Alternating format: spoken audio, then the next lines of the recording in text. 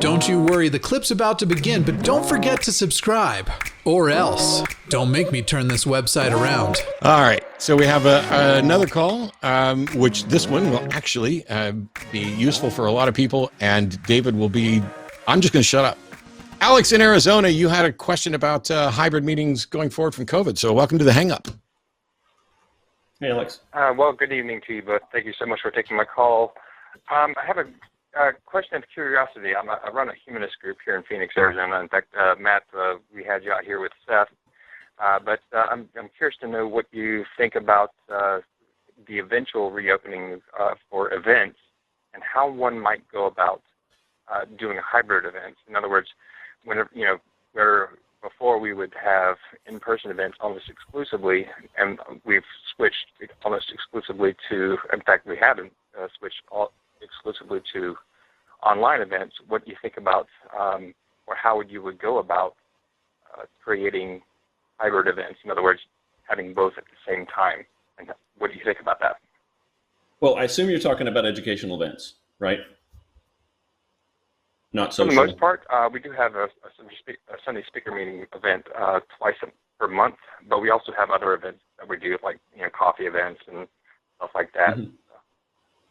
Yeah, so if you've been in a conference room for a conference call with people and other people in other rooms, it's not very social. So I think it's going to be hard for us to have hybrid social events, but it's definitely. I must have said Alexa and I didn't realize it. It's going to be really hard to have a social event that is hybrid. Oh, watch Rachel. Oh, it's time to watch Rachel. All right. No, I'm not going anywhere. The idea of an educational event is relatively easy. 10 years ago, not so much. You had to hire a company in to come and broadcast. But now you can use Zoom, or you can use Facebook, or even YouTube to have an event that you're broadcasting simultaneously. So maybe a simultaneous live event and in-person event is what we're talking about. Hybrid, certainly we can mix the terms up here, but social events, not so much, but certainly educational events. I'm open to suggestions, and maybe I'm missing something, but I think you can easily put a camera on the podium next to the projector, right, and have that event, and even take questions in the chat. So we're looking forward to figuring it out, but the technology exists now, and it didn't 10 years ago so much.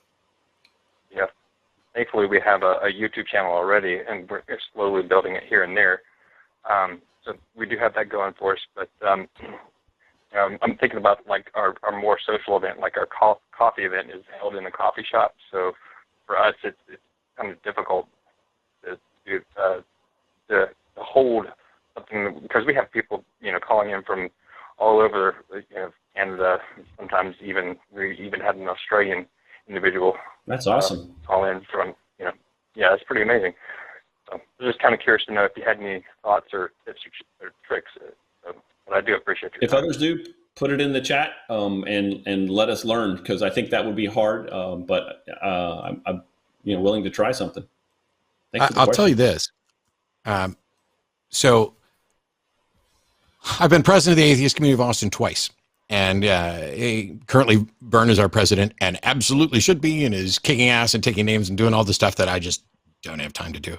But one of the things is that Mark Vanderbeek has been working to try to get community events remotely. Like, hey, and by the way, we're getting a lot more support from the various, like Netflix, Prime, Hulu, et cetera. A lot of them are coming up with watch party sort of software where you can, as long as like David and I both have a Netflix account, we could launch a movie independently at the same time and have some sort of chat thing. It won't necessarily be fully synced up and all that stuff, but there are a lot of things like that. And Mark Vanderbeek's been working on that, game nights with like Jackbox games or Among Us and things, just to keep the community active, including, Facebook messengers. Matter of fact, one of our members just commented the other day that their roommate tested positive for COVID, and I guess stupidly just walked in the house to tell them, oh, now I'm positive. And so they were like, wait a minute, why did you even come home? Why didn't you just text me and I could pack up some of your stuff or prepare myself to get out or whatever else? Fortunately, that person tested negative. So the online stuff, I think I like the notion, Alex, and I'm glad that you asked the question this way. I like the notion that we can move towards more hybrid events. David talked about something that I understand is difficult, which is if you're selling tickets for an event and you want to get speakers and you want to get people to the event, well, obviously you can't broadcast it for free to people. But what you can do is once you sell enough tickets for the physical event, you can start selling online tickets at a reduced thing. And if you planned, like I know Black Nonbelievers just had their 10th anniversary gathering, and it was actually an in-person gathering. And I know there were lots of concerns about it. I also know that they were taking every precaution, that there were mask wearing, that there was social distancing and all of this. And so far as I know, there were no incidents. But what we're learning is it's possible to do a hybrid event. It's possible to do a virtual event. It's just the marketing, the networking to get people involved. There's no easy answer. And people are dealing with so much right now.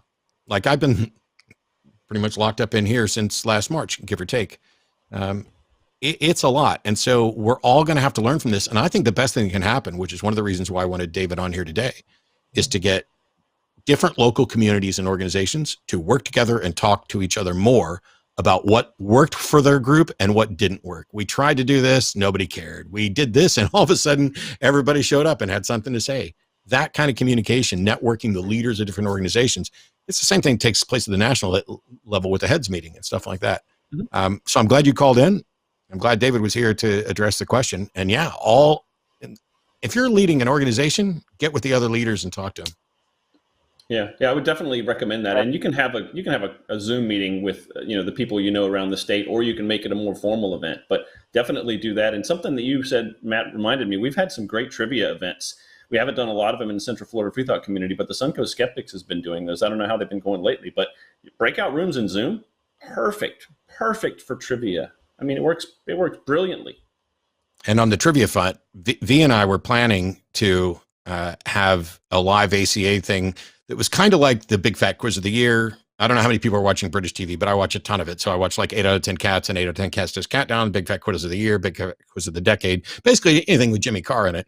But we were going to do like our atheist version, but that requires sitting down and writing the trivia questions and coming up with teams. And right after V and I had talked about it, I was actually teaching them how to play pool a little bit. Boom, COVID hits and we don't get to do it. But that's something that could happen remotely. Yep, we're learning what's possible because of the challenges, right? I hope that helped, Alex. And you're going to be probably the only person today that I asked this question to. Do you want to hang up on us, or do you want us to hang up on you? Well, before you hang up on me, check out seculardirectory.org to answer another person's question about how to find local groups. Seculardirectory.org. I haven't looked at it, but I've heard it. So yeah, we'll share that. Seculardirectory.org. Thanks, Alex. Thank you so much. Yeah, look at that. I hadn't been there in a while, but there it is. Yeah, that's great. Thank you for the reminder of that. I had, yep. Alex, you're going to drop us? Drop me like a bad habit, Alex. Just tell me I'm done and hang up on me. No, you're done. Thank you very much. Have a wonderful day. Hey, thanks for checking out this clip for The Line. While you're here, hit that like button, hit subscribe, turn on notifications, and then share this with that bitter uncle of yours who loves talking about the good old days.